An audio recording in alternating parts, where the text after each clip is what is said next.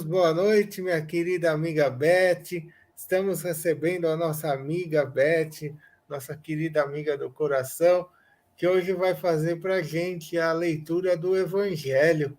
A leitura de hoje, que a nossa amiga vai falar, o tema da leitura, Meu reino não é deste mundo, item 4.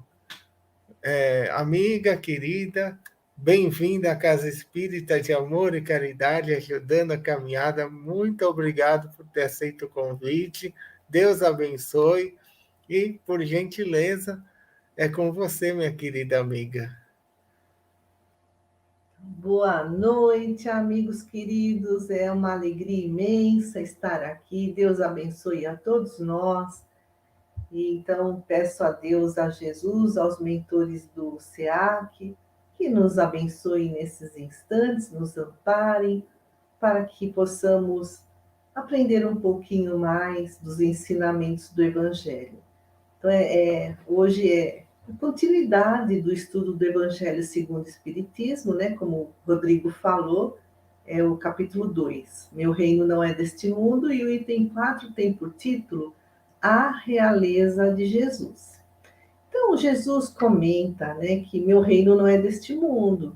Então, lá no Evangelho segundo o Espiritismo, Allan Kardec pergunta: mas como? Jesus não é o rei na terra? Boa noite. E aí, Allan Kardec explica: o título de rei não exige o exercício do poder temporal, porque o poder temporal é assim, é o poder de governantes aqui na Terra, né, encarnados. É um poder passageiro, transitório, acaba com o tempo. O Allan Kardec comenta, né?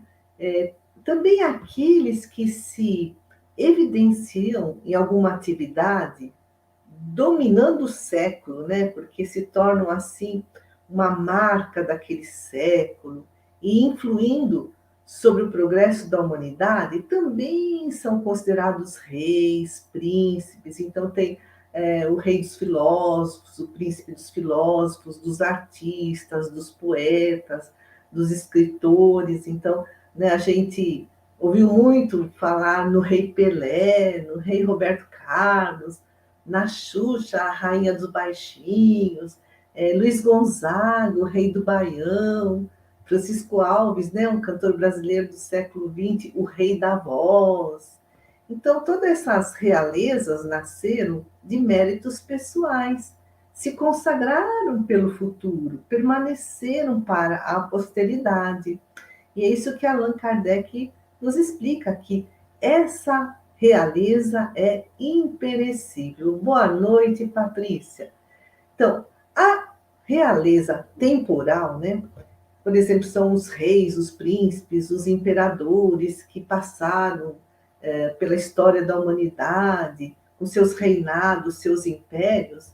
Eles chegaram a essa condição ou por causa das circunstâncias, mas nem sempre por mérito pessoal.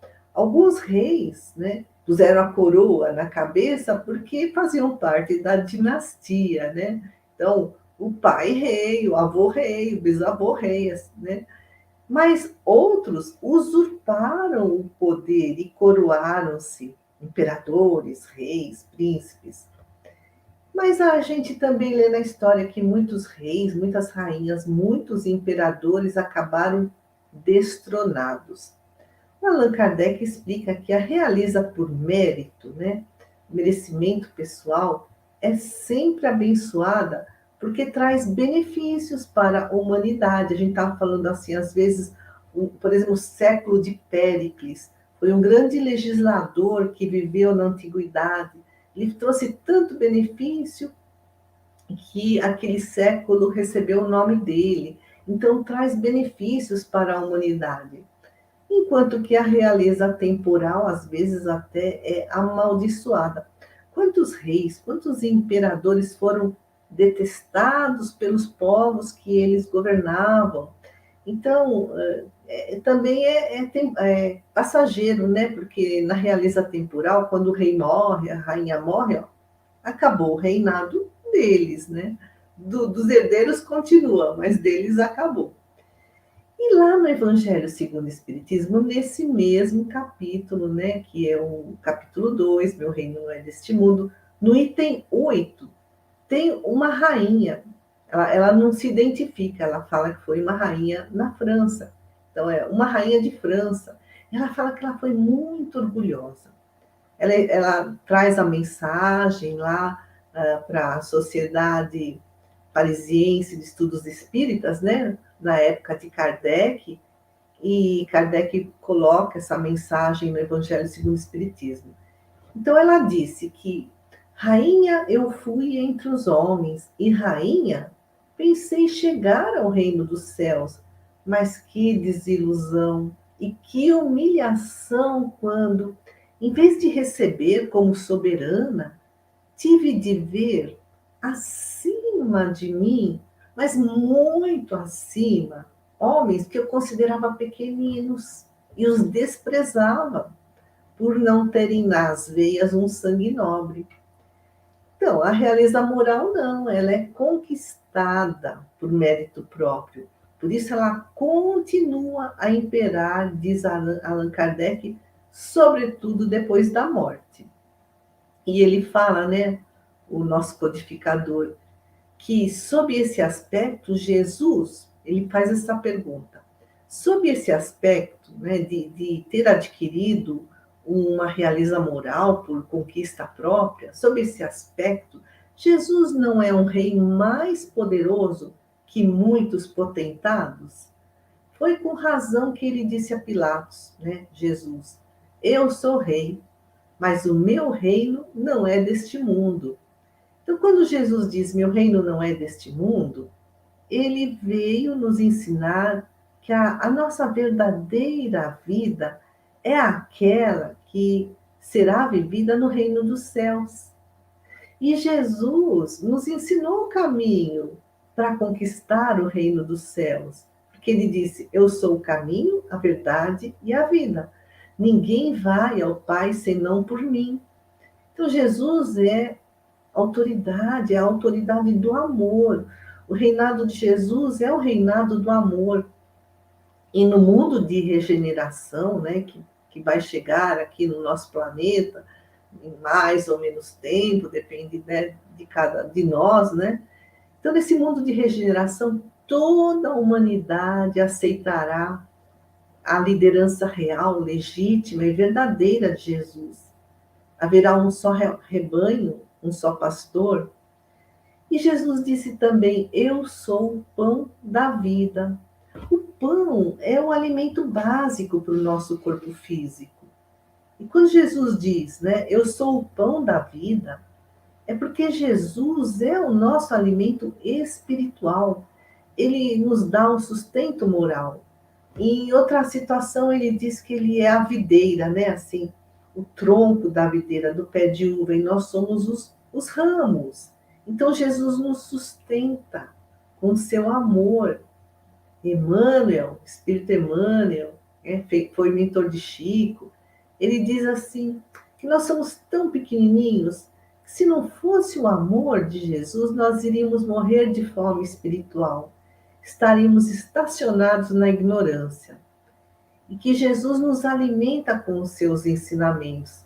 Então, com a boa nova que ele trouxe enquanto esteve encarnado aqui na Terra, e também por todos os mensageiros, né, que vieram ao longo da história da humanidade a serviço do nosso Mestre de Nazaré. Jesus também disse: eu sou a luz do mundo. Então, Jesus é um iluminador de consciências. Por conta dos ensinamentos que ele traz, dos exemplos que ele deixou. Então, quando aceitamos e praticamos os ensinamentos de Jesus, nós nos transformamos, pouco a pouco, né? Nós passamos a refletir a luz do Evangelho no nosso dia a dia, né?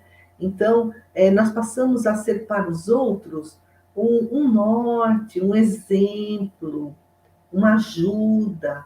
Jesus nos disse: vós sois a luz do mundo, né? Então, refletir os ensinamentos do Evangelho, ser essa luz.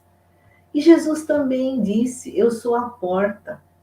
Se alguém entrar por mim, salvar-se-á, e entrará e sairá e achará pastagens. Então, a porta é uma passagem entre dois ambientes, né? Eu estou na sala, vou para o quarto, né? Então, tem a porta entre a sala e o quarto. Jesus disse: eu sou a porta. Ou seja, praticando os ensinamentos de Jesus, nós passaremos de um plano evolutivo menor para o outro ambiente, vamos dizer assim, metaforicamente falando, que tem um plano evolutivo mais elevado. Mas, lógico, né, depende do nosso esforço de melhoria interior. Né, Jesus é a porta, mas olha que interessante, a própria história da humanidade foi dividida. Porta não divide dois ambientes? A história da humanidade também foi dividida antes de Cristo, depois de Cristo, porque a partir de Jesus surgiu uma rota de luz em nosso planeta. Justiça, né? Ensinamento de justiça, de amor, de caridade, de solidariedade, de perdão, de humildade. Então, reforçando, ninguém passa pela porta por uma outra pessoa, né? Se eu quiser passar pela porta, eu tenho que caminhar. Ninguém vai passar por mim, né? A não ser que me carregue no colo. Então, é necessário um esforço pessoal. Que esforço é esse? De conhecer o Evangelho e de praticá-lo.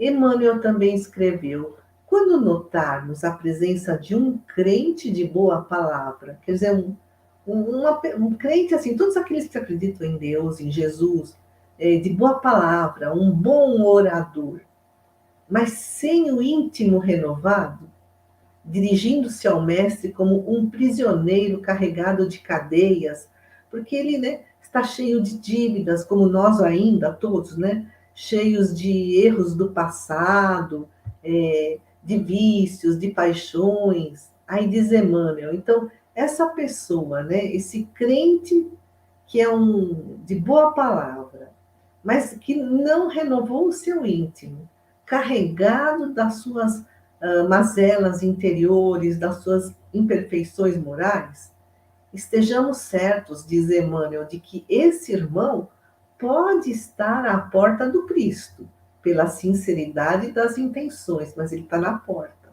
No entanto, não conseguiu ainda a penetração no santuário do amor. Não foi para o ambiente da salvação, que é a transformação moral. Quer dizer, ele conhece o Evangelho, mas ainda não pratica. Está na porta, não fez a passagem para o ambiente da salvação por meio da sua reforma íntima. Existem também as portas largas, as portas estreitas, que a gente vê lá no Evangelho, né? As portas largas são as portas das facilidades, do orgulho, da ganância, que leva à perturbação, desarmonia. E as portas estreitas são as portas da renúncia dos valores transitórios, né? Das ilusões da matéria, que nos levará à salvação, às bem-aventuranças. Por isso que Jesus disse: eu sou a porta. Se alguém entrar por mim, salvar-se-á. Se alguém entrar por mim, então Jesus é o nosso modelo, o nosso guia, para que possamos imitá-lo. E Jesus fala: salvar-se-á, e entrará e sairá e achará pastagens. Quer dizer, entrará por essa porta e sairá para o outro lado, para o outro ambiente. Então, a salvação é entrar pela porta estreita, sair de um nível evolutivo inferior para outro superior. E quando Jesus fala, e achará pastagens, né? Pastar, o que o gado faz quando pasta, né? Ele está se alimentando, está trabalhando no seu desenvolvimento físico. Achar pastagens é trabalhar no bem. E Jesus é o governador do nosso planeta, é um espírito puro. Ele também foi criado simples e ignorante, mas ele conquistou a sua perfeição ao longo assim de muitas eras, né, até chegar a essa condição de rei, de governador da terra. E a autoridade e a sabedoria de Jesus são legítimas, porque são conquistas pessoais. Por isso, Jesus tem a plena autoridade de nos trazer o que precisamos para a nossa redenção espiritual. Ele é um educador de almas, ele trouxe a boa nova, o evangelho. E Jesus disse, né, lá na época em que ele esteve aqui encarnado: vós me chamais mestre e senhor, e dizeis bem, porque eu o sou. Então Jesus se intitulou mestre e senhor. Mas é uma autoridade branda, pacífica, sem violência de qualquer espécie. Porque Jesus é o próprio amor. E ele nos ensina a amar. O que ele nos ensinou? Amai-vos uns aos outros como eu vos amei. Então, elevemos os nossos pensamentos ao mais alto. Nós ainda temos uma longa caminhada para desenvolver esse amor puro, incondicional, não só pelos outros, mas também por nós. Senhor, que possamos transformar o nosso orgulho, a nossa presunção, o nosso egoísmo, que carregamos de muitas vidas passadas. Senhor, nós queremos muito avançar. Quem sabe estamos como aquele orador que tem a boa intenção, que tem a boa vontade, que começa a entender os seus ensinamentos. Quem sabe nós estejamos no limiar da porta, olhando para esse mundo novo do nosso interior, esse mundo de luz, como o Senhor nos ensinou: vós sois luzes, sois a luz do mundo. Então, Senhor, pedimos forças, entendimento, a bênção do mais alto, para que possamos avançar, ter coragem de olhar para dentro de nós e trabalhar as nossas sombras, tudo aquilo que ainda nos incomoda, mas trabalhar com auto-perdão, com paciência, com condescendência e com muito amor. E nós fazemos, Senhor, por gratidão, a prece que o Senhor nos ensinou. Pai nosso que estais no céu, santificado seja o vosso nome. Venha a nós o vosso reino, seja feita a vossa vontade. Ensina-nos, Senhor, a fazer a vossa vontade. Senhor, agradecemos imensamente por todo esse momento, por tudo que já aprendemos, por todos os amigos que temos.